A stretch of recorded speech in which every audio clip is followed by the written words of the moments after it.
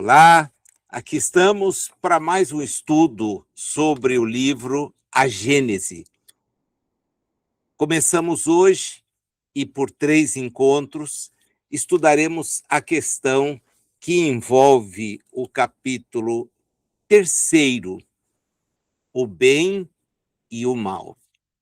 Para que nós possamos entender a razão pela qual Allan Kardec tenha se dedicado a esse estudo, depois de haver feito, no capítulo 2º, uma análise a respeito de Deus, nós temos que ir ao livro do Gênesis, porque lá no livro do Gênesis, capítulo 2º, versículos 4 em diante, está escrito o seguinte: esta é a gênese dos céus e da terra, quando foram criados, quando o Senhor Deus os criou.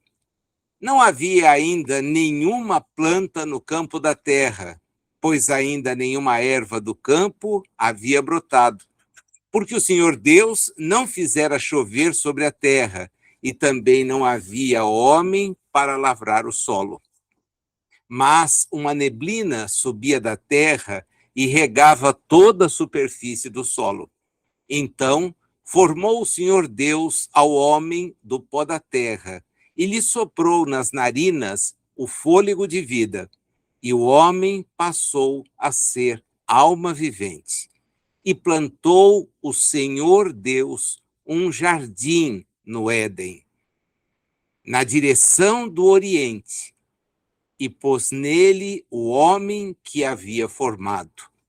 Do solo fez o Senhor Deus brotar toda sorte de árvores agradáveis à vista e boas para o alimento. E também a árvore da vida no meio do jardim, e a árvore do conhecimento do bem e do mal. 2 árvores. A árvore da vida no meio do jardim e a árvore do conhecimento do bem e do mal. É a proibição de que o fruto de tais árvores fosse colhido que vai depois justificar a expulsão do casal que, pelo relato do livro do Gênesis, foi o casal precursor da humanidade. Há todo um sentido que nós, mais à frente, quando formos falar da raça adâmica, iremos tratar sobre o relato que aparece nesse texto e que é um relato, às vezes, nem observado nos detalhes. Eu fiz questão de voltar, eu usei para ler a tradução de Lutero, né, para o texto da Bíblia, e vocês percebem que é muito claro a presença de 2 árvores, uma delas da vida e a outra do conhecimento do bem e do mal. Allan Kardec, que havia estudado o Gênesis em relação aos seus pontos principais, ocupa-se, então, em analisar a questão ligada ao bem e o mal, que nós vamos, ao longo dos encontros, em número de 3, também analisar. Num primeiro momento, nós nos concentraremos nos itens que justamente explicam essa questão ligada à origem do bem e do mal, para depois, num segundo momento, analisar a questão do instinto e da inteligência, e, num terceiro momento, a destruição dos seres vivos uns pelos outros. Porque é assim que Kardec coloca as questões para que, olhando cada grupo, nós tenhamos condições de entender o alcance da interpretação que o Espiritismo pode e oferece para o entendimento de tais questões, né? Notadamente, a questão da origem do bem e do mal é o ponto mais central desta análise, porque depois, embora o instinto e a inteligência e a destruição dos seres vivos possam ter uma associação a isto, nós vamos perceber claramente a ideia da evolução. É ali que está presente a ideia da evolução no raciocínio que ele faz questão, então, de desenvolver. Antes de nós começarmos, e considerando que muitos dos que participam são pessoas que já têm um pouco mais de janeiros, como assevera o Bezerra de Menezes sempre, há uma música, eu não vou cantá-la, porque não faz parte da minha habilidade, mas eu resgatei a letra, porque acho a letra de uma profundidade fenomenal. Ela é de 1990 e é uma composição de duas pessoas que têm uma característica muito particular: Danilo Caymmi e Dudu Falcão. Letra e música. E o título é O Bem e o Mal. Eu guardo em mim dois corações, um que é do mar e um das canções. Um beijo doce, um cheiro de vendaval, eu guardo em mim. Um Deus, um louco, um santo, um bem e o mal. O encanto doce, um cheiro de vendaval. Eu guardo em mim um Deus louco, um louco, um santo, um bem e o mal. Eu guardo em mim dois corações, um que é do mar e um das canções. Um beijo doce, um cheiro de vendaval. Eu guardo em mim um Deus, um louco, um santo, um bem e um mal. E ele repete esta mesma estrofe mais vezes. A interpretação é muito interessante, porque ele, de certa forma, se reporta ao que Agostinho de Hipona entendia: a presença em nós das duas realidades, né? Ele diz que tem nele dois corações, um que ele entende seja do mar e o outro das canções. A ideia da divisão interior. Como que a indicar que o ser, embora sendo uno, compõe-se de duas forças distintas, ambas, de certa forma, podendo convergir para uma só questão, mas também podendo representar uma grande cisão. Vale a pena ver o que Agostinho de Hipona pensa a respeito do assunto. Está no livro O Livre-Arbítrio. Eu já recomendei a leitura desse livro mais de uma vez, porque ele é de uma beleza muito grande. É evidente que a abordagem espírita tem muito mais de aprendizado e aprofundamento do que aquela visão manifestada outrora. Mas essa ideia do estabelecimento de um duelo é muito interessante, porque Allan Kardec, me parece, e nós buscaremos concluir nesse sentido, me parece que ele, quando faz a distinção entre o bem e o mal, ele se reporta às escolhas que fazemos na vida. E, para tanto, ele nos propõe algumas coisas, né? Primeira delas, o mal existe. Segundo, quando o mal tem a sua origem. Terceira, quem criou o mal? E qual a relação do mal com seu Criador? Ele faz a distinção entre o bem e o mal e, na verdade, nos mostra que é preciso escolher qual caminho nós vamos seguir. As questões, então, são bastante profundas, bastante interessantes, perdão. Logo no item 1 do livro A Gênese, ele afirma que Deus é o princípio de todas as coisas. Isso nós acabamos de estudar, vendo exatamente no capítulo 2 as considerações em torno de Deus. E ele sendo todo sabedoria, todo bondade, todo justiça, tudo o que dele procede há de participar dos seus atributos, porquanto o que é infinitamente sábio, justo e bom não poderia produzir nada que não seja inteligente,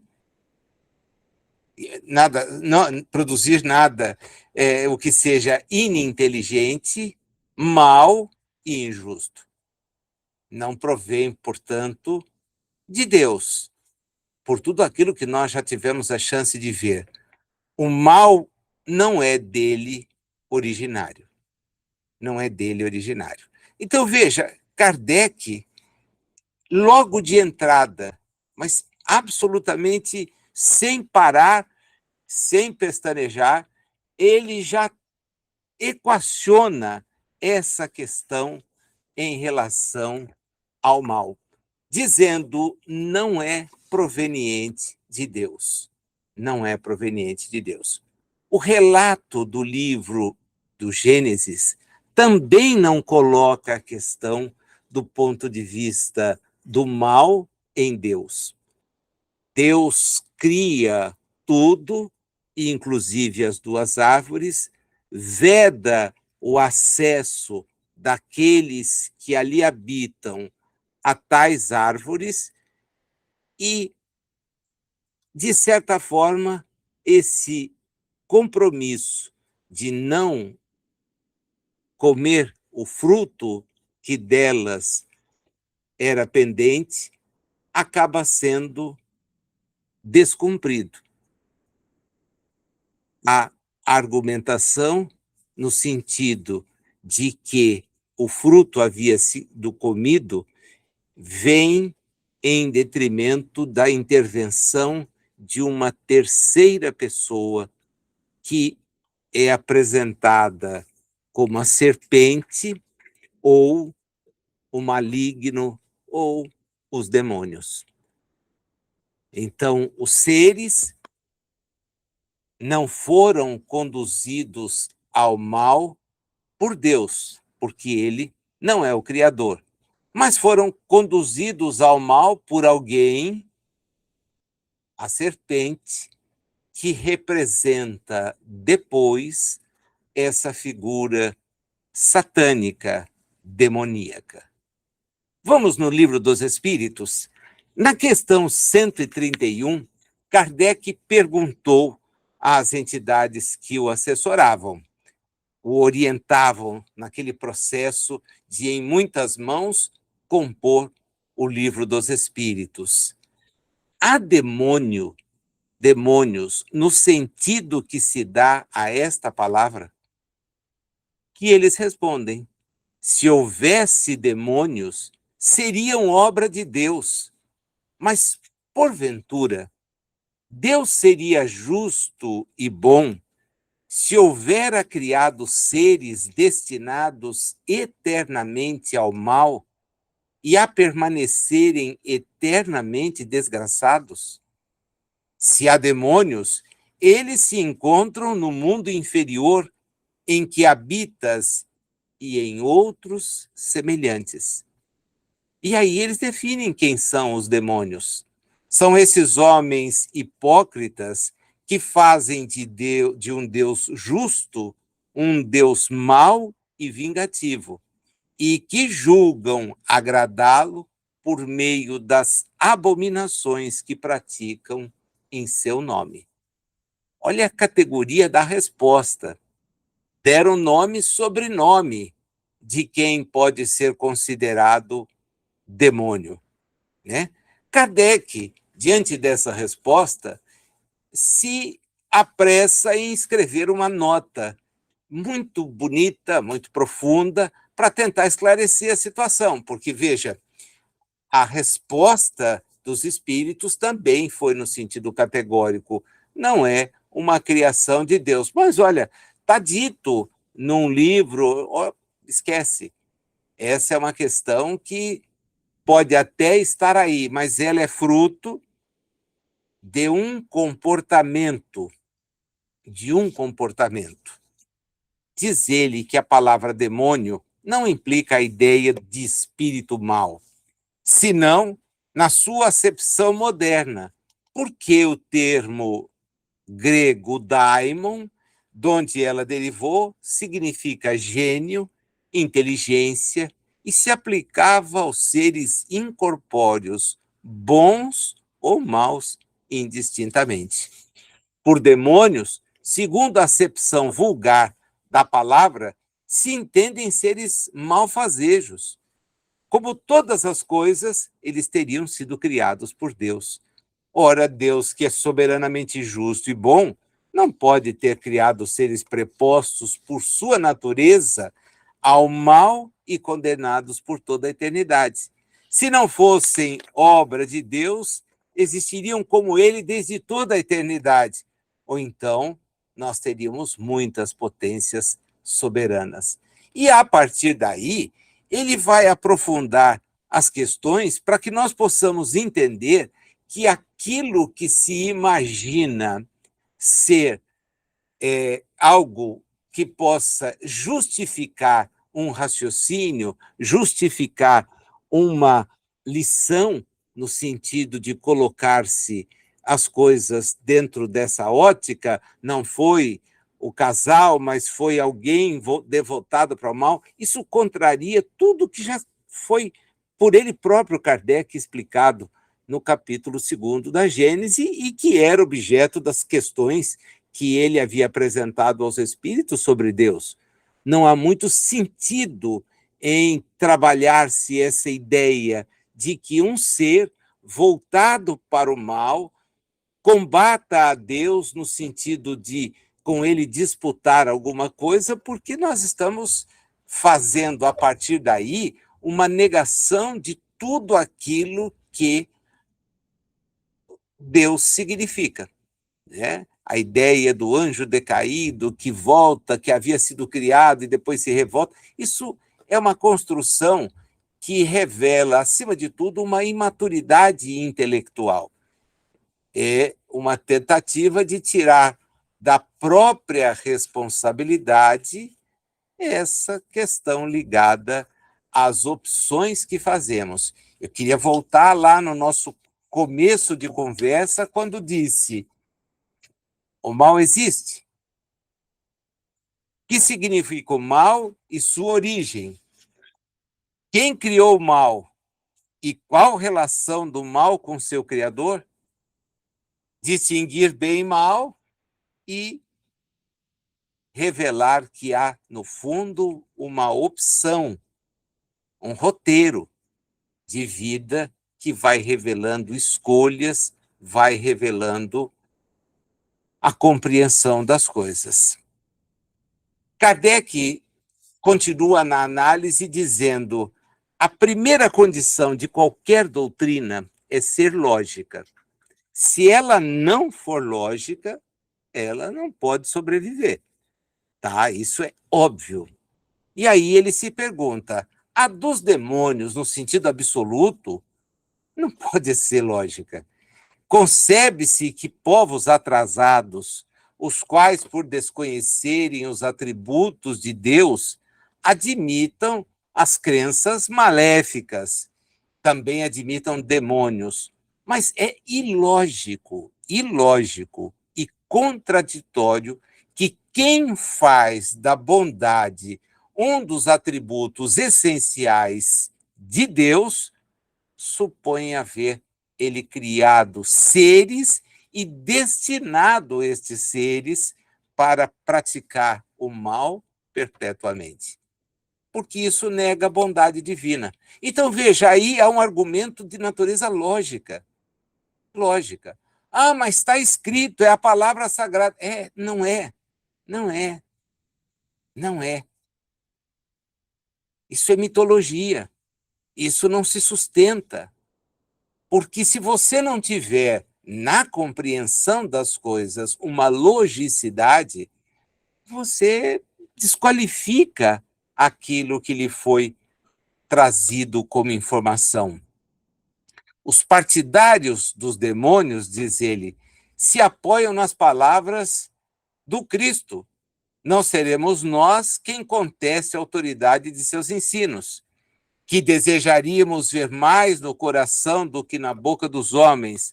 Porém, estarão aqueles partidários certos do sentido que ele eventualmente teria dado à palavra? Não é sabido que a forma alegórica constitui um dos caracteres distintivos da linguagem de Jesus?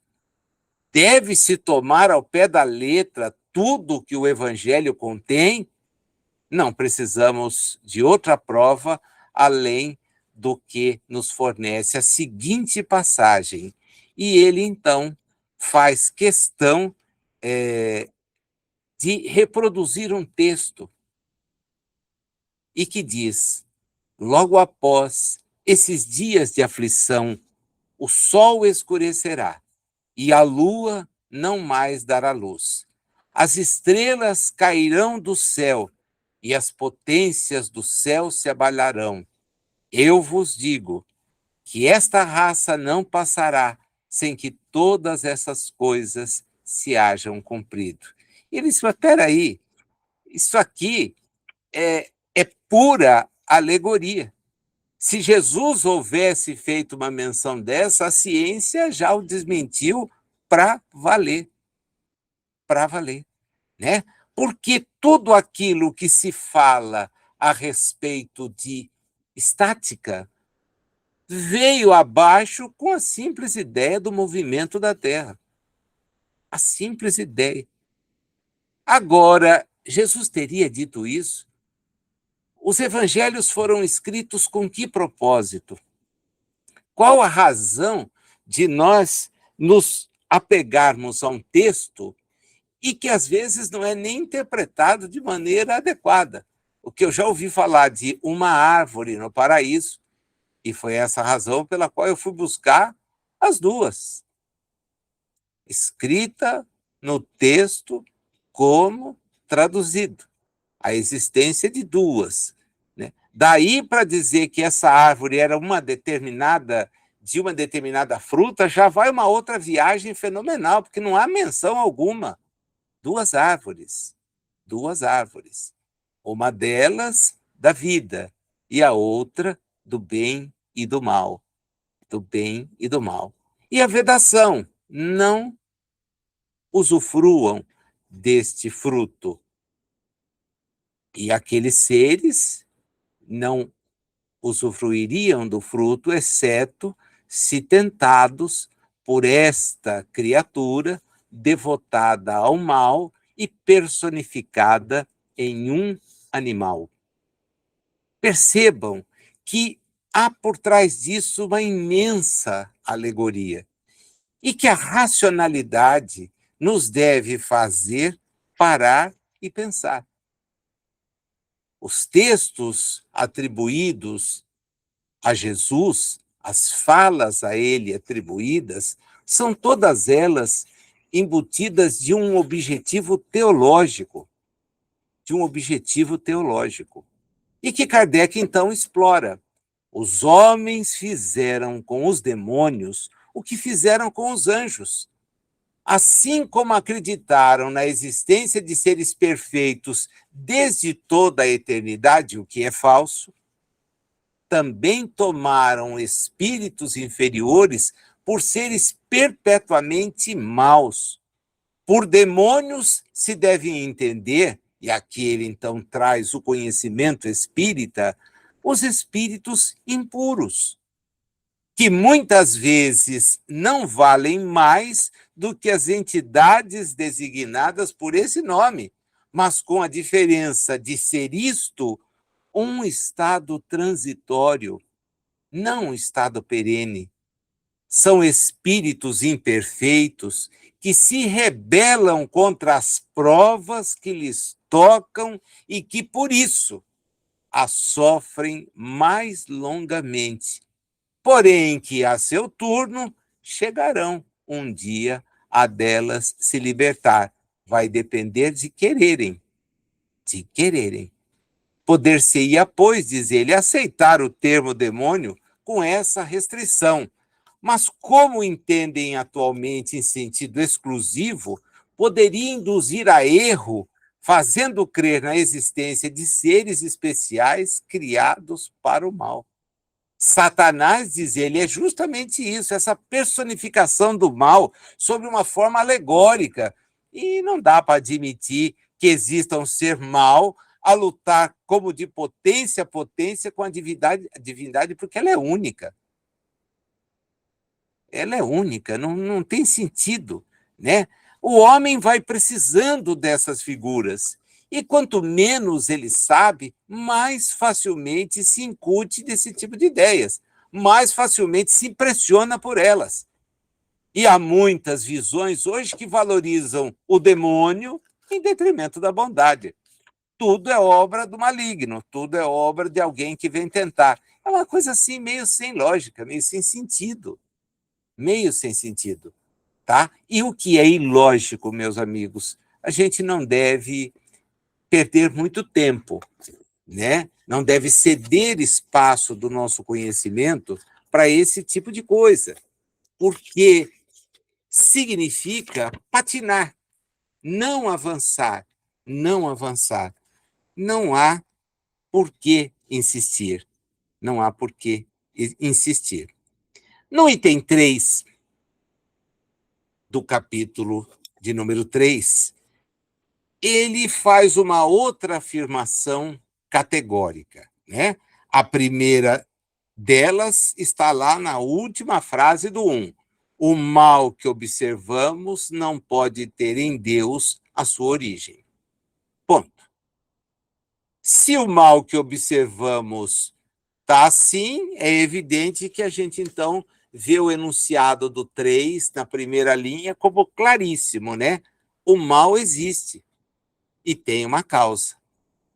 E ele diz, não é o mal, mas são males de toda a espécie. São físicos, são morais e afligem a humanidade, formando duas categorias que importa distinguir. Se você não grifou o texto, essa é uma chance que vale a pena aproveitar agora. Primeira, o mal existe, mas tem dúplice aspecto. Há dos males que o homem pode evitar e há dos que lhe independem da vontade. Aqueles que o homem pode evitar e os que independem de sua vontade. Ele se apressa em explicar justamente os que não tem como evitar. Ele diz, olha, estão aí os flagelos naturais, que a gente poderia aqui abrir um campo enorme e estudar, né? Porque vai aparecer lá depois, em obras póstumas, um relato, quer dizer, um estudo que ele não tornou conhecido, porém estava entre os seus apontamentos, que é uma manifestação do espírito Clare a respeito desta questão que envolve os flagelos destruidores, né? Ele não incorpora isso porque a desencarnação o colheu trabalhando em relação àquilo que era a doutrina espírita, mas o texto oferece uma boa oportunidade para que a gente reflita sobre aqueles males que efetivamente nós não conseguimos conjurar e que têm a sua origem dentro dos fenômenos que a natureza nos apresenta. Um terremoto, um maremoto, um furacão, chuvas torrenciais, calor insuportável, desertificação e por aí afora. Tais males nós não temos como impedir aconteçam. Quando a gente estudar logo na sequência o instinto e a inteligência, certamente vai entender o que nos pode impedir de sucumbir à presença de tais males. A presença de tais males. Vejamos, embora os números sejam tristes e altos, os que aqui estamos superamos o episódio de uma pandemia.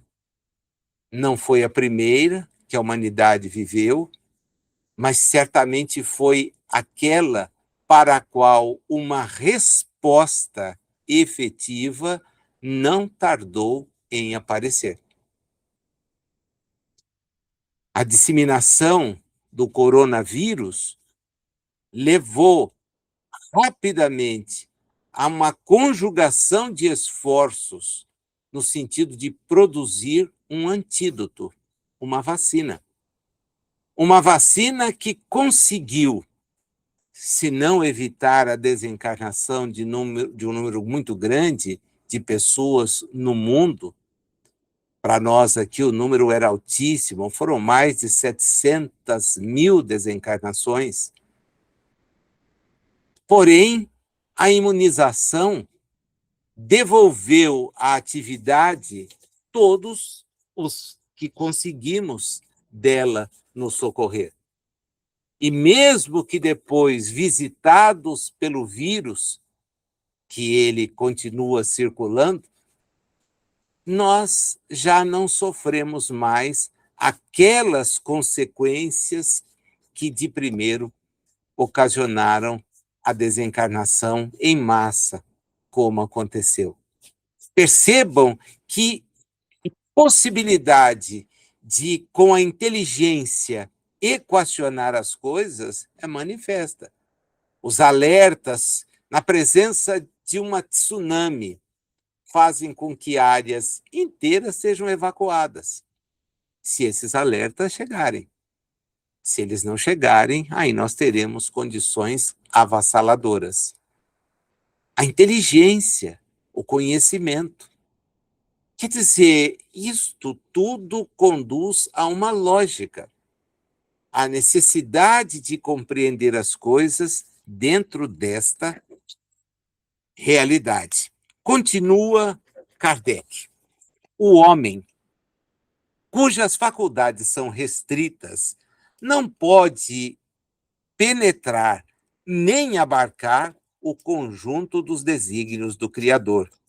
Aprecia as coisas do ponto de vista da sua personalidade, dos interesses factícios e convencionais que criou para si mesmo, 2, e que não se compreendem na ordem da natureza, 3.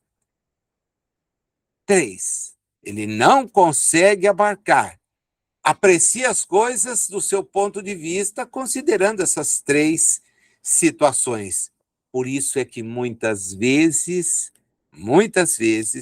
se lhe afigura mal e injusto aquilo que se consideraria justo e admirável se lhe conhecesse a causa, o objetivo, o resultado definitivo. Pesquisando a razão de ser e a utilidade de cada coisa, vai ver que em tudo, há um sinal da sabedoria infinita. E nos cabe apenas uma atitude, nos dobrar diante desta sabedoria, mesmo com relação ao que nós não consigamos compreender.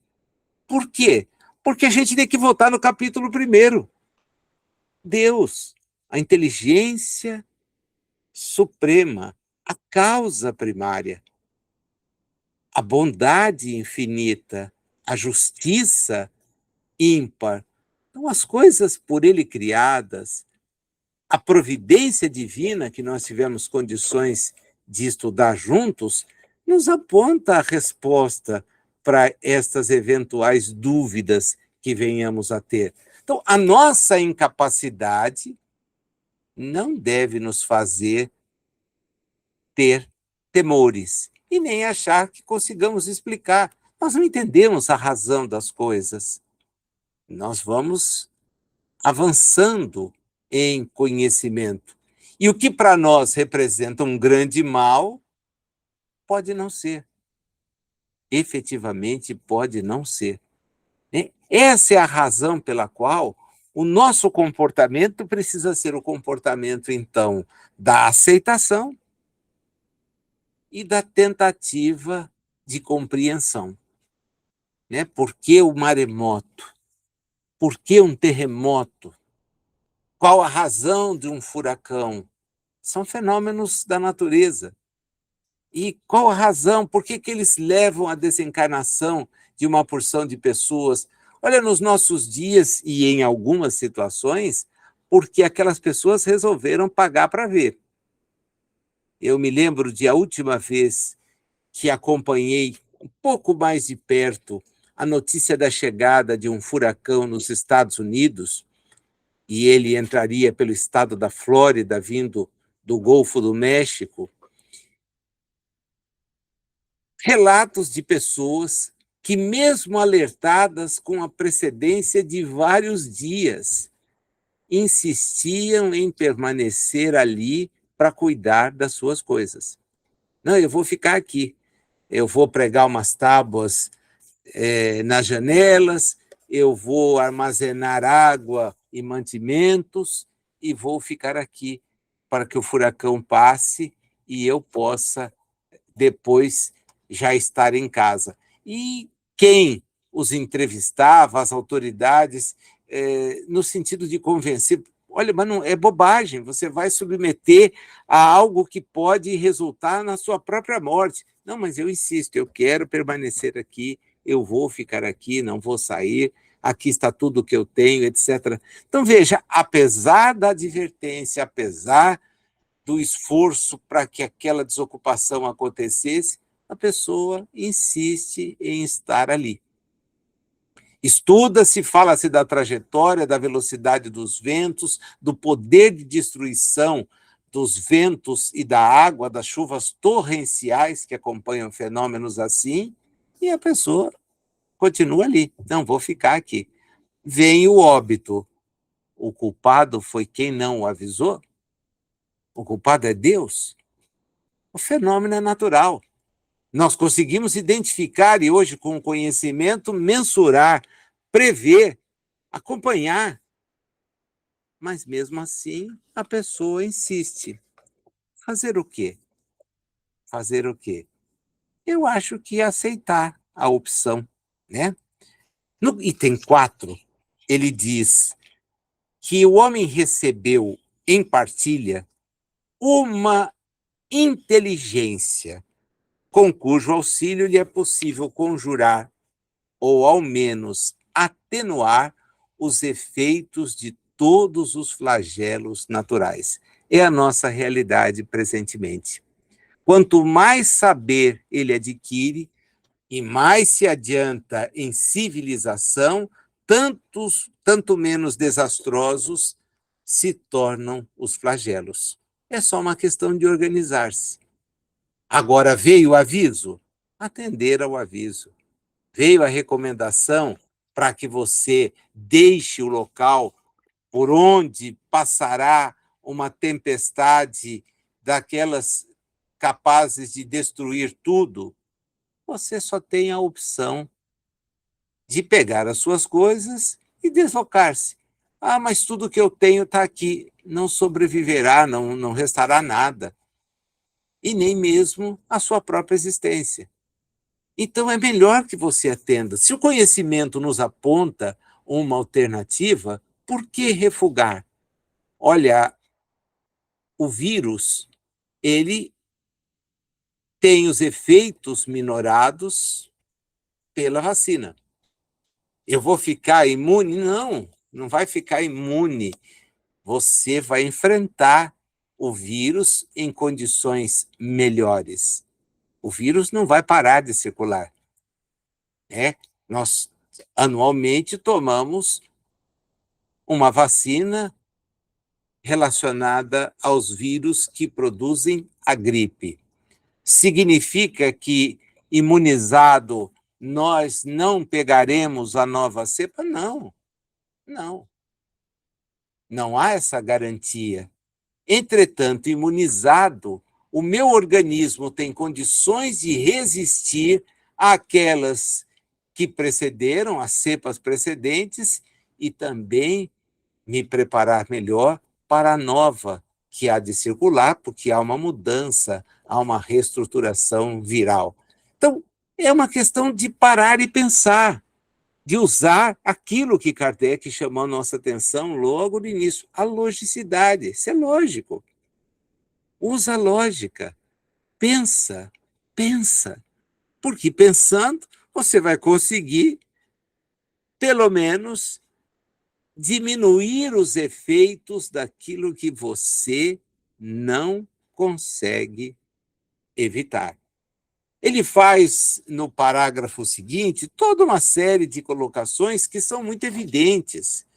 As condições de habitabilidade hoje são muito melhores daquelas que existiram lá atrás. Nós habitamos já cavernas, hoje habitamos prédios. Já vivemos dentro de buracos, hoje vivemos em edifícios solidamente construídos e resistentes. Nós nos locomovemos a pé, hoje temos a chance do uso do avião. Então perceba que a inteligência vai nos ajudando a avançar, dispondo dos elementos materiais que estão na face da Terra antes mesmo que aqui aportasse o princípio inteligente. É bem evidente isso quando a gente estuda obras como Evolução em Dois Mundos e quando se lê atentamente o Livro dos Espíritos. O princípio material precisa ser trabalhado pelo princípio espiritual para desenvolver no segundo a inteligência. Aliás, é o desenvolvimento dela que faz com que os elementos mesmos presentes na Terra tenham utilidades cada vez mais sofisticadas quando a gente pensa em uso daquilo que está disponível. No item 5º, ele muda de foco, porque lá atrás, no item 5, perdão, eu falei 15, se falei 5º, então tá certo. O item 5º, ele muda o enfoque. Ele havia dito de que aqueles que a gente não tem como evitar, mas que a prevenção, o trabalho fazem com que seja possível tomar atitudes de natureza preventiva, podem não resultar em nada mais concreto, só que existem e precisam ser utilizados. Ele volta para a questão mais forte desse capítulo, que é a questão ligada ao comportamento do homem. Diz lá o item 5º. Tendo o homem que progredir, os males a que se acha exposto são o estimulante para o exercício da sua inteligência. Tendo o homem que progredir.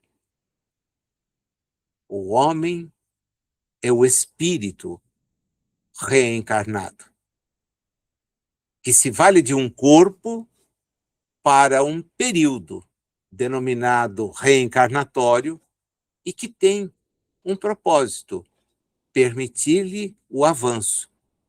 Ele tem que avançar. Então, ele tem as dificuldades como um estímulo à inteligência. E isso envolve as suas faculdades físicas, mas também as morais, incitando-o a procurar meios de evitá-los.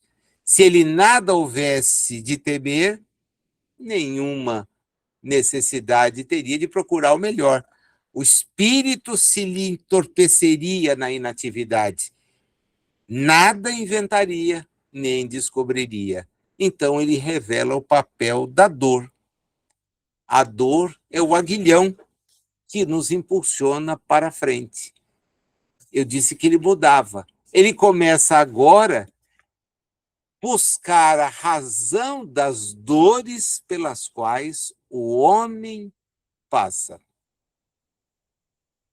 Aquelas inevitáveis, a inteligência tenta equacionar. Mas e aquelas que são fruto do comportamento? As naturais, que atingem a todos indistintamente, elas devem ser observadas, estudadas e criados mecanismos como modernamente nós os temos. E que, obviamente, sendo anunciados, precisam contar com a nossa adesão. De nada adianta eu dizer que usar a vacina ajuda a prevenir eventuais moléstias e o sujeito fazer campanha deliberada contra a atividade científica. Criar teorias que não se sustentam, que são ilógicas.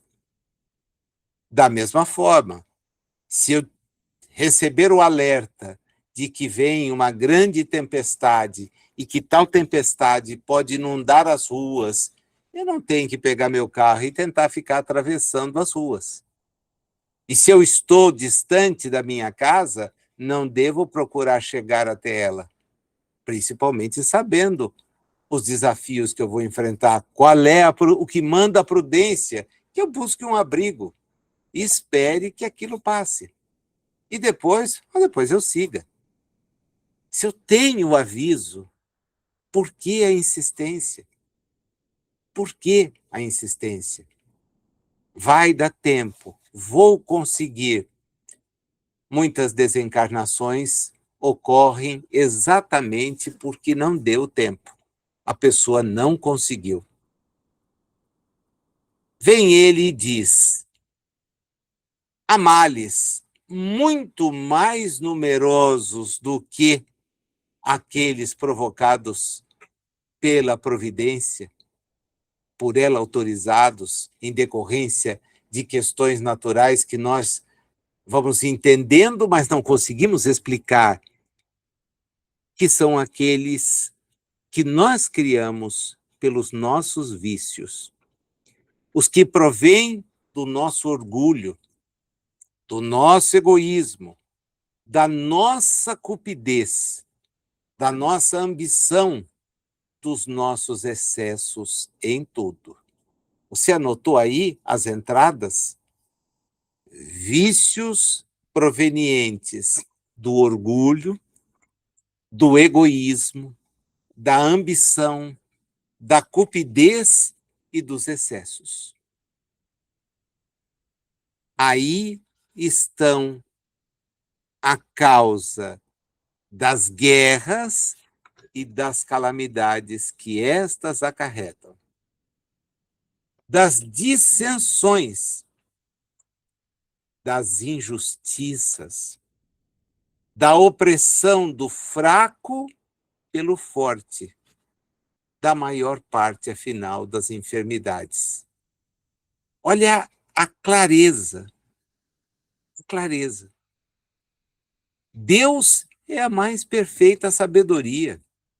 Suas leis são fruto exatamente dessa sabedoria. Se nós não conseguimos entender, é uma questão da limitação pessoal que os nossos espíritos ainda têm. Vamos voltar lá onde ele registra claramente, nós temos que progredir.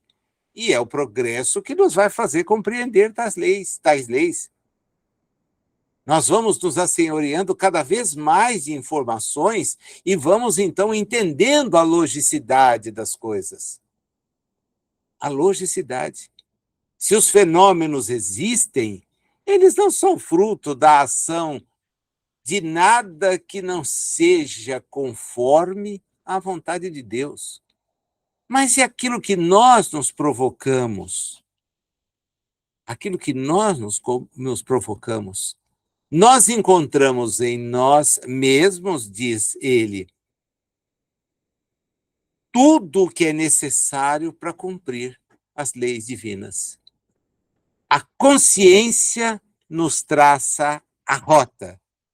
A lei divina nos está gravada no coração, tomando essa expressão como um espírito. E, ademais, Deus permanentemente nos lembra das suas leis, papel que é reservado aos seus arautos, aos seus emissários, os messias, os profetas, que de alguma forma trazem a missão, como cada espírito pode trazer, de nos esclarecer, nos moralizar e melhorar. E ele reconhece esse papel. Aquelas entidades que, em Paris e em todos os lugares onde foi possível colher informações, trouxeram os esclarecimentos consolidados nas obras espíritas. O propósito é esse: esclarecer-nos, melhorar-nos, moralizar-nos. É isto que é o papel que se entende tem a doutrina espírita. Se o homem, diz ele, se conformasse rigorosamente com as leis divinas, não há duvidar que se pouparia aos mais agudos males e viveria ditoso sobre a terra. Mas é uma questão de se conformar. Agora, e se nós não queremos fazer isto? Bem, é uma questão de livre arbítrio. De livre arbítrio. Nós vamos nos dando conta de que as opções que fazemos não têm absolutamente outra razão de ser do que as nossas escolhas. Nós vamos assim agindo. Ele remete a gente claramente para o texto do capítulo 5º do Evangelho segundo o Espiritismo, o capítulo do Bem-aventurados ou Em Marcha os Aflitos, em dois grandes tópicos. O que está no número 6, causas atuais das aflições, causas anteriores das aflições, perdão, e o que vem na sequência, que são as causas atuais das aflições. O texto é muito extenso e é de todo mundo conhecido, de maneira que eu vou me permitir só fazer algumas colocações para que a gente possa entender. Só fazer uma correção, é o 6 e o 4, não o 6 e o subsequente. Primeiro, no 4, estão as causas atuais, e depois, no 6, as causas anteriores. Eu vou me concentrar nas anteriores, porque elas, muitas vezes, revelam a necessidade de um ajuste que todos temos que promover, já que o progresso é a regra. O progresso é a destinação. Nós temos que avançar até chegarmos a compreender a divindade. E não se chega a essa condição sem ter a pureza espiritual. Não é possível, no estágio em que nós particularmente nos encontramos, num mundo de expiações e provas, que nós queiramos entender a Deus. Não é possível. Essa interdição é manifesta, é preciso encontrar um sentido, não acrescer um outro sentido aos múltiplos que temos corporalmente, mas encontrar um sentido que é o sentido da própria elevação. As causas atuais é muito fácil a gente perceber, né? Porque as causas atuais têm uma lógica no nosso comportamento. O que se mostra irracível vai ter problemas seríssimos de convivência. O que se mostra desleixado vai ser tocado todo o tempo por surpresas desagradáveis. Aquele que se mostra arbitrário há de colher comportamentos que combatam e confrontem essa sua postura. Então, as atuais, se a gente quiser mesmo ser bem honesto, vai descobrir que só cai por própria culpa, né? A gente tem que prestar atenção para não ser imprevidente, para não ser orgulhoso, para não ser ambicioso, e isso tudo é complicado. Deixar de ser pressupõe escolhas. Lembra que eu havia dito? É a questão da escolha. Que caminho você vai tomar? Ah, eu vou tomar esse aqui porque assim que eu sou e nada me muda. Legal. Pode ser que as coisas não saiam, como certamente não sairão, da maneira como você planeja. E se acontecer isso, será provisoriamente. Mas é importante, já que somos reencarnacionistas, e a oportunidade reencarnatória é para nós uma oportunidade de ajuste com que os nossos espíritos efetivamente precisam se ajustar, porque tem que avançar, que nós entendamos a questão dos males ou das aflições que muitas vezes precedem a existência. Porque a gente passa em revista as atitudes da presente existência e descobre que certas dores, certos percalços, não podem ser tributados, não podem ser atribuídos a condutas que tenhamos tido. Nós até que buscamos ter uma conduta bem conforme, buscamos o máximo possível observar este ou aquele comportamento, tudo no sentido de bem cumprir as coisas. Mas, de repente, vem lá algo que parece-nos, não se justifica pela conduta que adotamos, pelas práticas que tivemos. Na pequena infância, isso fica evidente. A moléstia infantil é algo que é de difícil compreensão para aqueles que ocupam a posição provisória de pai e mãe, para aqueles que cercam a criança. Por quê?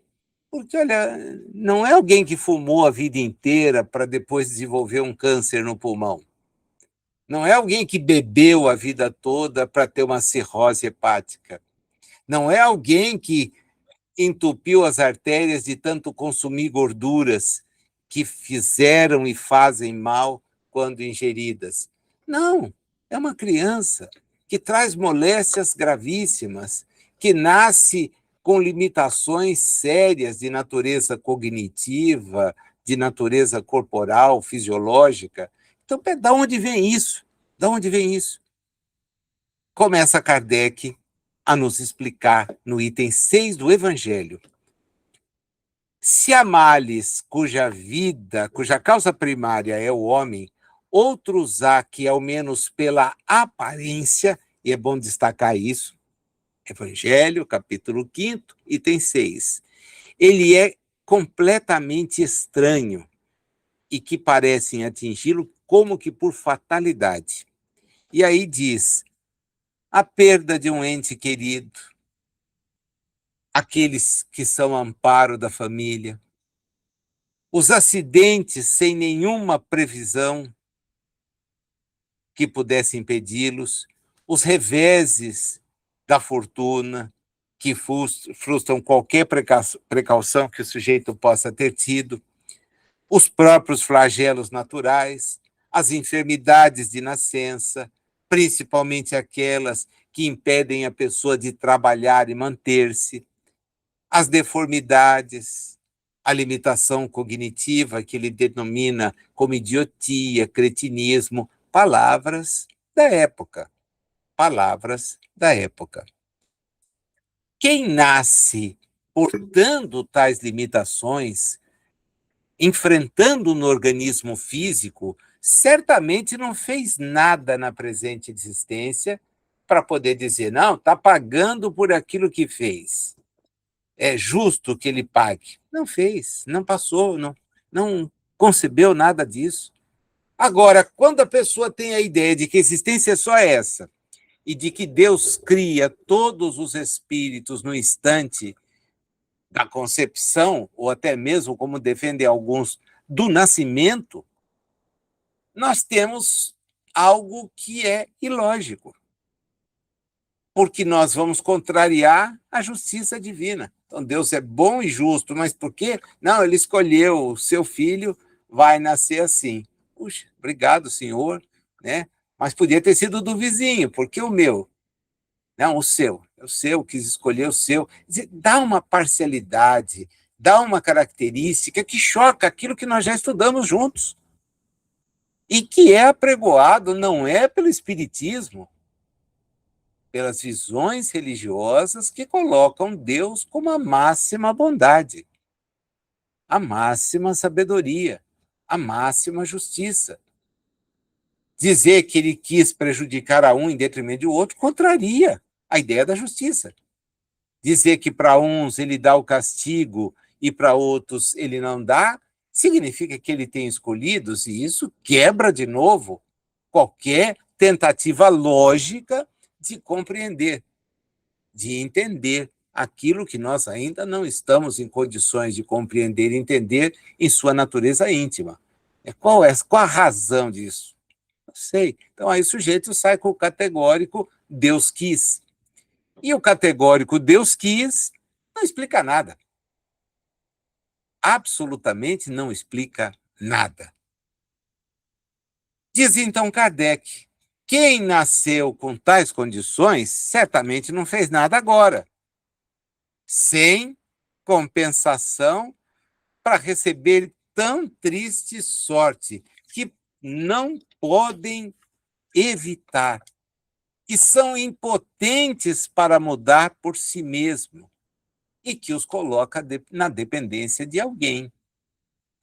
Por que, pois, seres tão desgraçados, enquanto ao lado deles, sob o mesmo teto, na mesma família, outros são favorecidos de todos os modos? Que dizer de crianças que morrem com poucos anos de existência e que da vida só conheceram sofrimentos? Problemas são esses que ainda nenhuma filosofia pôde resolver.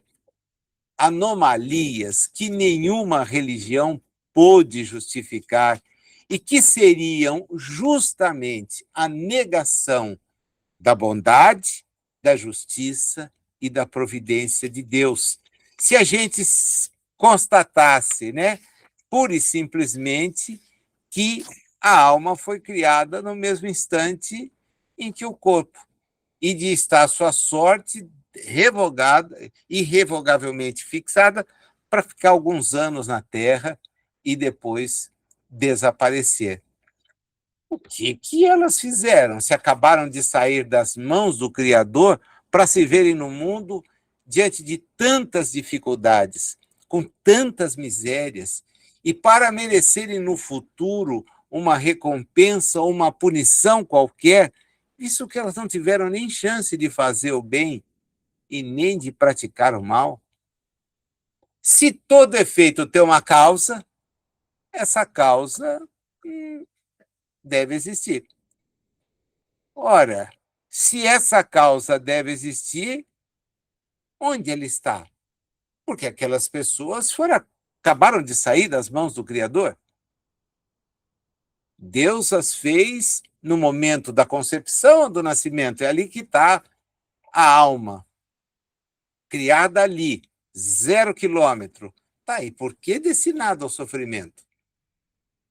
Por que outro é destinado à felicidade? Na mesma casa, na mesma família. Qual a razão? Gente, é simples. O homem nem sempre é punido, ou punido completamente, na existência em que está. Mas, como não dá para escapar às consequências das faltas, a gente vê que a prosperidade do mal é sempre momentânea. Vai chegar um momento em que será necessário o ajuste, será necessário confrontar-se com aquilo que fizemos. E aí está a explicação. Nós nos ajustamos com os males que nós mesmos semeamos. E essa é uma oportunidade valiosa, porque nós temos a chance de, praticando o bem, avançar, avançar. Então a gente precisa pensar, porque a nossa culpa nos leva a cair. A nossa falta de ordem, de perseverança, o mal proceder faz com que os nossos desejos sejam atendidos ilimitadamente e as consequências virão. Toda a sequência de fatos explorada lá no 4, que a gente não fez questão de ler, porque é bem conhecido de todo mundo, e o nosso propósito é trabalhar em cima do que está no capítulo 3 da Gênese, faz rapidamente a associação, a compreensão. Porque é isto que Kardec se põe a analisar, né? Nós precisamos mudar. E diz aqui, Deus, item 7, pôs o remédio ao lado do mal, isto é, faz que do próprio mal saia o bem. Um momento chega em que o excesso do mal moral se torna intolerável, intolerável. Impõe ao homem a necessidade de mudar de vida. Instruído pela experiência, ele se sente compelido a procurar o bem, no bem, perdão, o remédio, sempre por efeito do seu livre-arbítrio. Quando então ele toma o melhor caminho, é por sua vontade, porque reconhece os inconvenientes do outro. A necessidade nos constrange a buscar a melhoria moral para sermos mais felizes. Do mesmo modo que nós buscamos melhorar as condições materiais para viver as existências de uma maneira mais adequada. Então, a necessidade do abrigo nos fez procurá-lo lá atrás, mas depois encontrar, pela inteligência, condições de edificá-lo. E hoje habitar as residências que habitamos, que podem ser, sim, resistentes às chuvas, aos ventos, etc., na medida em que são bem construídas, bem alicerçadas, etc. Olha o item 8, que é, então, a chave da nossa compreensão. Eu acredito que, na edição de todos vocês, eu estou usando a do Guilom, e ela aparece em itálico, porque assim está.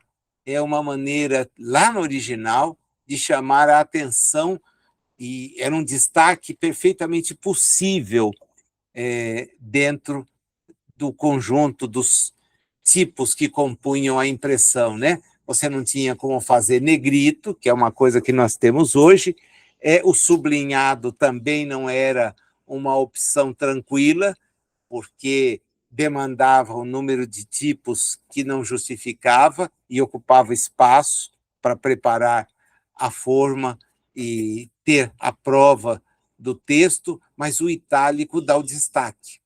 e ele aparece no item 8 em grande quantidade. Por quê? Porque aqui está o centro do que é o nosso estudo nesta primeira parte. Pode dizer-se, perdão, que o mal é a ausência do bem, como o frio é a ausência do calor. Assim como o frio não é um fluido especial, também o mal não é atributo distinto. Um é o negativo do outro. Onde não existe o bem, forçosamente existe o mal. Não praticar o mal já é um princípio do bem. Deus somente quer o bem. Só do homem procede o mal. Se na criação houvesse um ser preposto ao mal, ninguém o poderia evitar. Mas, tendo o homem a causa do mal em si mesmo, e essa letra deve estar aí com você em caixa alta, esse era um outro recurso, todas maiúsculas, tendo simultaneamente o livre-arbítrio e por guia as leis divinas, evitá-lo-á sempre que o queira. Essa é a base da análise sobre o bem e o mal. O mal prepondera em nós porque nós não queremos praticar o bem. Se nós quisermos praticar o bem, o mal cederá. Agora, praticar o bem significa guiar-se pelas leis divinas, porque elas são as detentoras da sabedoria. Deus é bom, é o máximo da bondade. Portanto, aquilo que dele provém só pode ter o mesmo atributo. Em nós ainda reside a ignorância, que é a ausência da percepção do quanto o bem nos seria melhor. E não é apenas deixando de praticar o mal que nós avançaremos. É necessário fazer do bem o nosso desafio. E as regras que nos impelem a isso estão todas elas dispostas nas informações que, por exemplo, a doutrina nos traz. Nesse convite para deixarmos para lá as tendências que fazem com que nós incidamos sempre em práticas que nos acarretam prejuízo, e às vezes até mesmo prejuízo reencarnatório. Então, quando nós programamos uma nova existência, é evidente que a gente vai tentar organizar-se em relação a esses equívocos. Para quê? Para superá-los. De onde você tirou isso, Nazil? Questão 258 do Livro dos Espíritos. Quando na erraticidade, antes de começar nova existência corporal, tem o espírito consciência e previsão do que lhe sucederá no curso da vida terrena? E a resposta deles é claríssima. Ele próprio escolhe o gênero de provas por que há de passar. E nisso está o seu livre-arbítrio. Em escolher o gênero de provas. Não é a prova específica, é o gênero. Gênero. Não está falando da espécie, está falando de gênero. Então, pergunta Kardec, não é Deus que lhe impõe as tribulações da vida como castigo? Se não, nada ocorre sem a permissão de Deus. Deus que estabeleceu todas as leis. E de agora perguntar por que ele fez esta ou aquela lei, bom, aí você está indo longe, mas presta bem atenção. Dando ao espírito a liberdade de escolher, Deus lhe deixa a inteira responsabilidade de seus atos e das consequências que estes tiverem. Nada nos impede o futuro. Temos todos os caminhos do bem aberto, mas também temos os do mal. Se nós sucumbirmos, temos que olhar e ver e recomeçar para justamente não incidir nos mesmos equívocos que incidimos. Os espíritos terminam pontuando claramente: é muito importante que a gente distinga o que é obra de Deus do que é obra própria, de Deus e própria. Se um perigo vos ameaça, não foi você que criou aquele perigo, é Deus.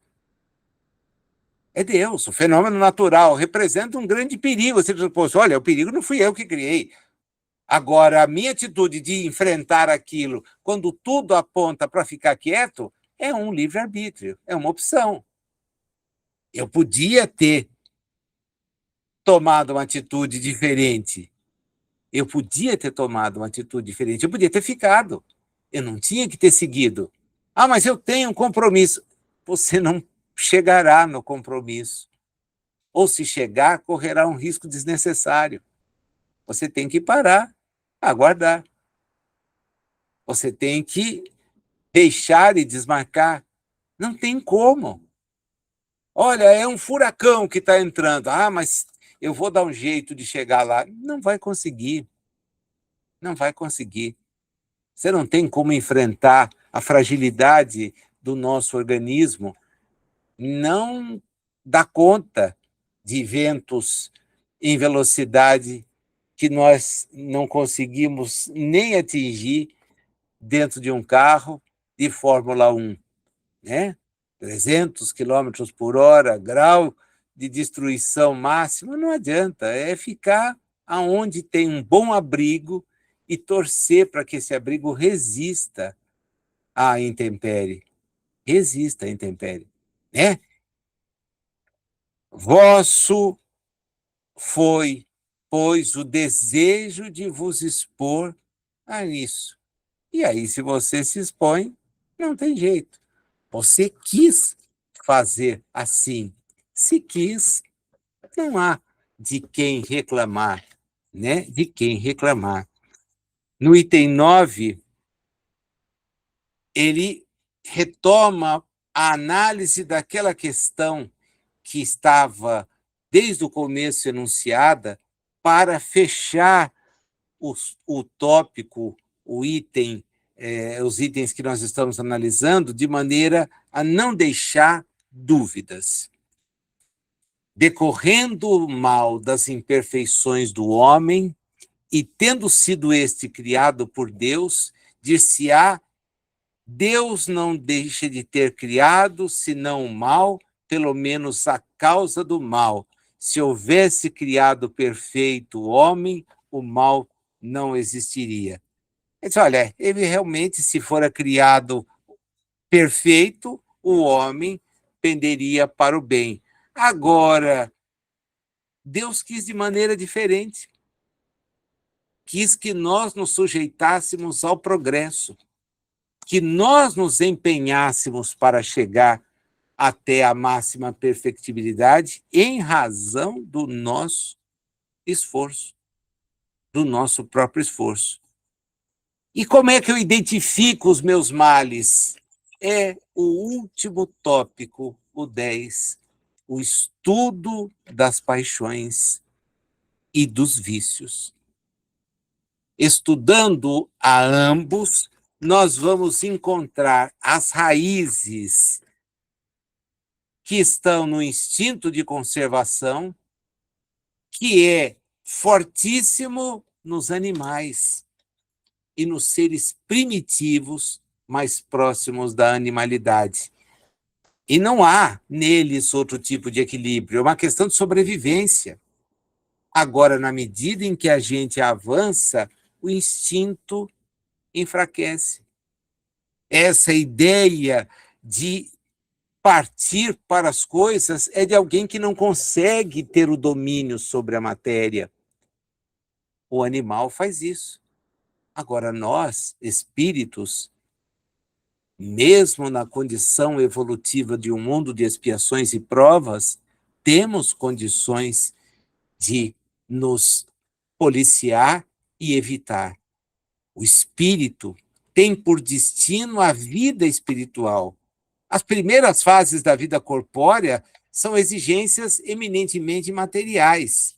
E aí você não tem outra forma de fazer, senão lutar para sobreviver.